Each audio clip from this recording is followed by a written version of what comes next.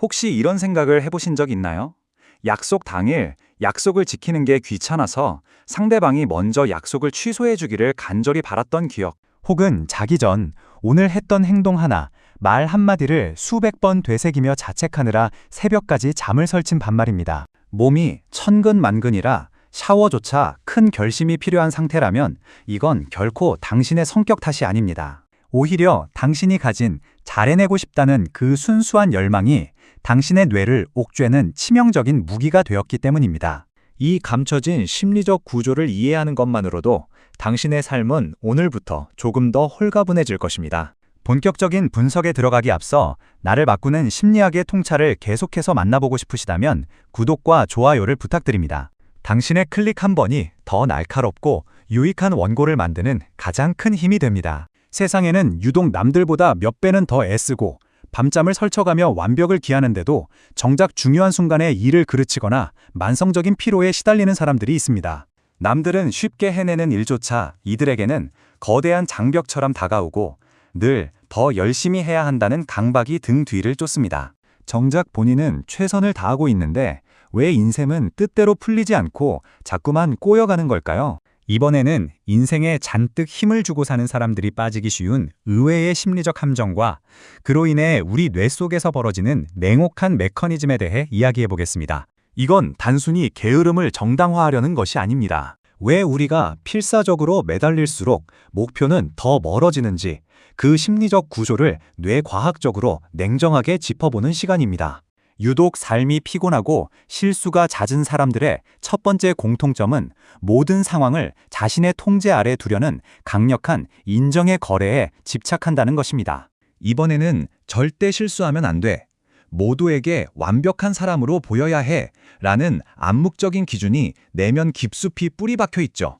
여기서 중요한 건 이 간절한 마음이 뇌에게는 오히려 심각한 비상사태로 인식된다는 점입니다. 심리학의 거장 빅터 프랭클은 이를 역설적 지향이라는 개념으로 설명했습니다. 잠을 자야 한다고 강박적으로 몰아세울수록 잠이 더 멀어지는 불면증의 원리와 같습니다.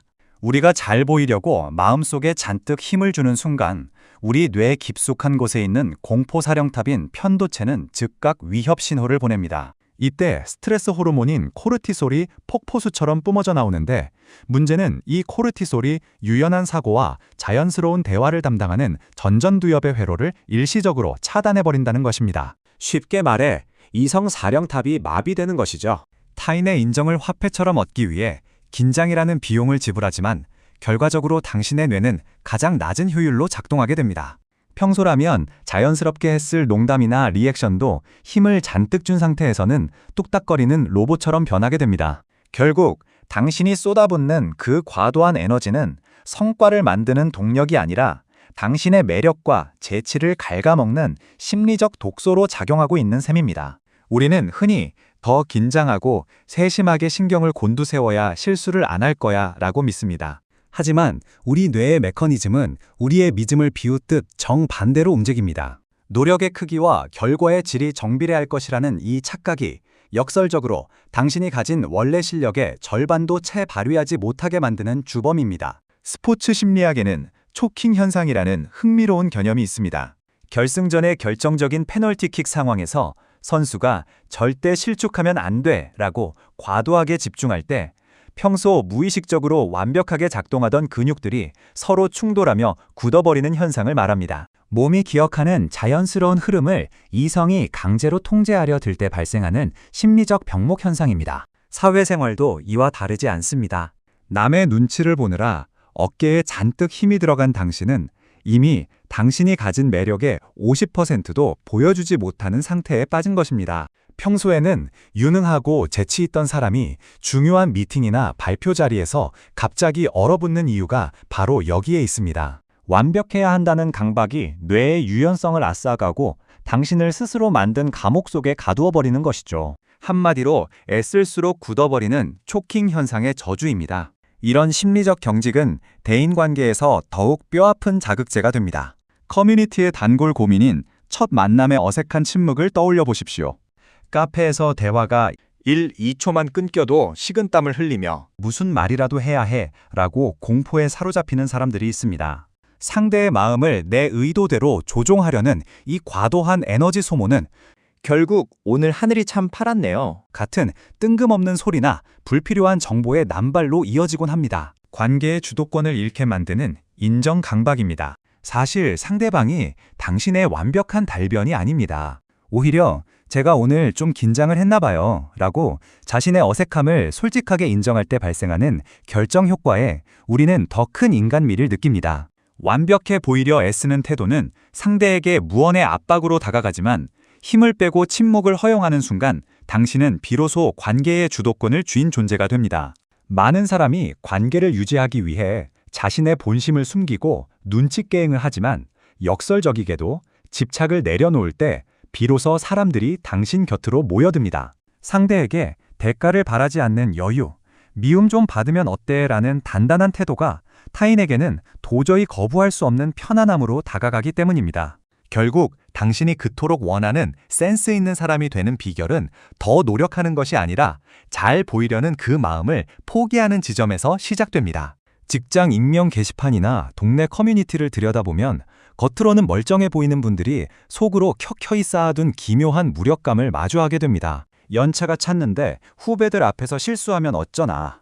남들처럼 집안일도 완벽히 하고 재테크도 시작해야 하는데 몸이 움직이질 않는다는 고백들입니다. 남들은 당신을 베테랑이라 부르지만 정작 당신의 속마음은 들키면 안 된다는 공포로 가득 차 있지는 않나요? 아직 일어나지도 않은 미래의 실패라는 거대한 괴물을 미리 눈앞에 데려다 놓고 그 압도적인 크기에 눌려 손가락 하나 까딱하지 못하는 상태죠. 이런 상태를 심리학에서는 분석마비라고 부릅니다. 뇌과학적으로 보면 이것은 일종의 과부하로 인한 셧다운입니다. 에어컨과 건조기를 한꺼번에 돌리다 두꺼비 집이 내려가 버리는 것처럼 우리 뇌도 해야 한다는 생각의 전력을 과도하게 끌어다 쓰면 행동을 명령해야 할 스위치가 아예 꺼져버립니다. 머릿속은 온통 해야 한다는 소음으로 시끄러운데 몸은 온종일 핸드폰만 보며 멍하니 있는 이유가 바로 이겁니다. 당신이 게을러서가 아니라 당신의 뇌가 미래의 실패를 실제 생존 위협으로 착각해 스스로를 보호하려 전원을 차단한 결과입니다. 우리는 왜 이토록 스스로를 마비시키면서까지 결과가 오롯이 자신의 통제권 안에 있다는 거대한 착각 때문입니다. 하지만 냉정하게 짚어봅시다. 우리가 얻는 결과라는 것은 나의 노력이라는 재료에 운, 타이밍, 타인의 평가라는 수많은 외부 변수가 뒤섞여 만들어지는 통제할 수 없는 것을 붙드는 어리석음, 일종의 비빔밥과 같습니다. 농부가 씨를 뿌리고 정성껏 가꿀 수는 있지만 갑자기 닥칠 태풍이나 가뭄을 통제할 수는 없습니다. 그럼에도 불구하고 우리는 자꾸 내가 통제할 수 없는 그 비빔밥의 최종적인 맛에만 집착하느라 정작 눈앞의 재료를 썰지도 못하고 주저앉아 있습니다. 결과라는 괴물과 절교하지 못하면 당신은 평생 당신의 영역이 아닌 것에 에너지를 쏟으며 고갈될 수밖에 없습니다. 역설적이게도 망해도 상관없어, 대충 하자라고 마음을 먹는 순간 뇌는 가장 창의적으로 변합니다. 긴장이 풀린 전두엽이 비로소 유연하게 돌아가기 시작하며 밤을 새워 고민해도 나오지 않던 아이디어를 툭 던져줍니다. 완벽이라는 허상을 내려놓을 때 비로소 당신의 뇌는 일을 시작할 준비를 마치는 것입니다. 이제 우리는 삶에 힘을 주는 것이 왜 독이 되는지 그 심리적 구조를 충분히 이해했습니다. 하지만 머리로 아는 것과 몸이 반응하는 것은 별개의 문제입니다. 오랫동안 완벽주의라는 갑옷을 입고 살아온 당신의 뇌는 여전히 작은 실수조차 생존의 위협으로 느낄 것이기 때문입니다. 이제는 구체적인 기술을 통해 당신의 뇌를 직접 설득해야 할 시간입니다.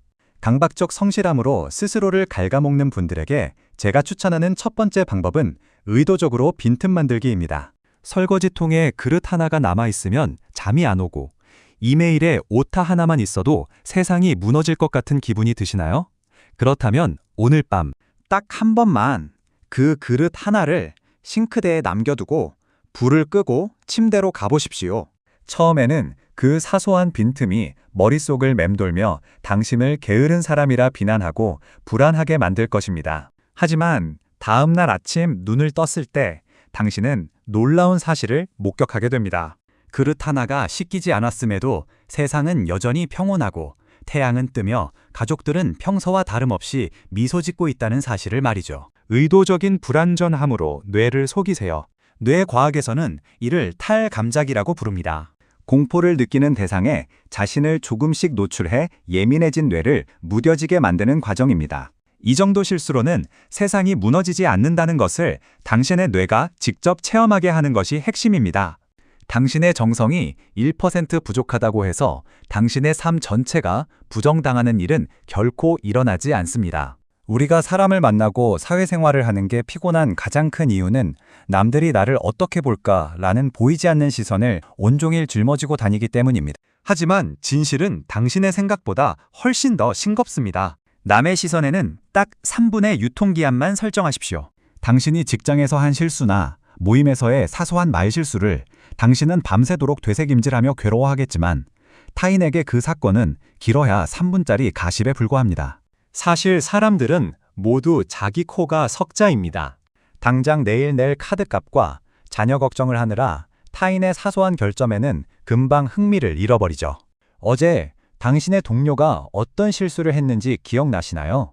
잘 안 나실 겁니다. 남들도 똑같습니다. 남의 시선에도 유통기한이 있습니다. 완벽주의는 책임감이 아니라 비난받기 싫어서 만든 두꺼운 갑옷일 뿐입니다.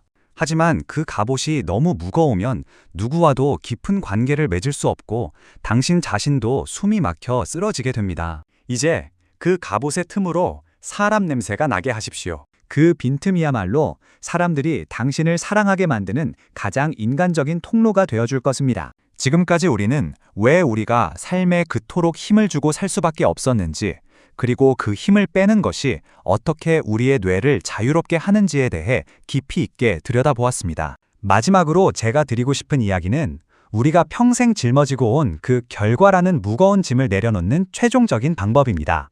농부가 할 수 있는 최선은 대지에 씨를 뿌리고 정성껏 가꾸는 것까지입니다. 그 이후의 태풍이나 가뭄, 풍년과 흉작은 농부의 영역을 벗어난 하늘의 영역이죠.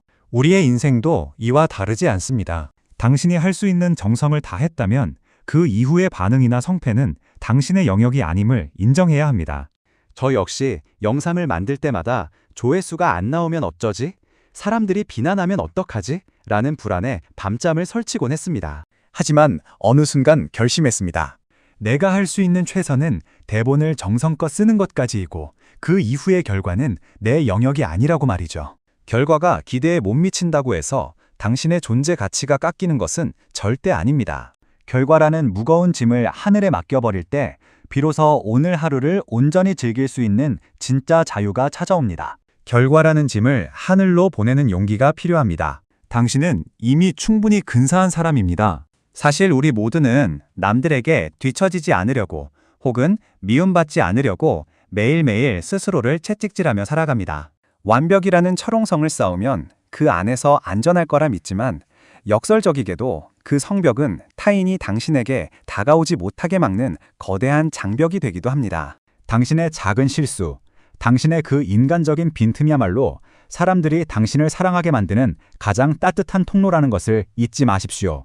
오늘 밤만큼은 당신을 매섭게 감시하던 마음의 눈을 잠시 감아주세요. 더 잘해야 해 라는 독설 대신 오늘도 버텨내느라 참 애썼다 라고 스스로의 어깨를 토닥여 주었으면 좋겠습니다. 당신은 무언가를 완벽히 해내서가 아니라 이미 존재하고 있다는 그 사실 하나만으로도 충분히 근사하고 아름다운 사람이니까요. 오늘 이 시간이 당신의 복잡한 머릿속을 조금이라도 가볍게 비워드렸다면 그것으로 충분합니다. 나를 바꾸는 심리학의 여정은 앞으로도 계속됩니다. 이 단단하고 홀가분한 삶의 변화에 끝까지 함께하고 싶으시다면 구독과 좋아요로 응원해주세요.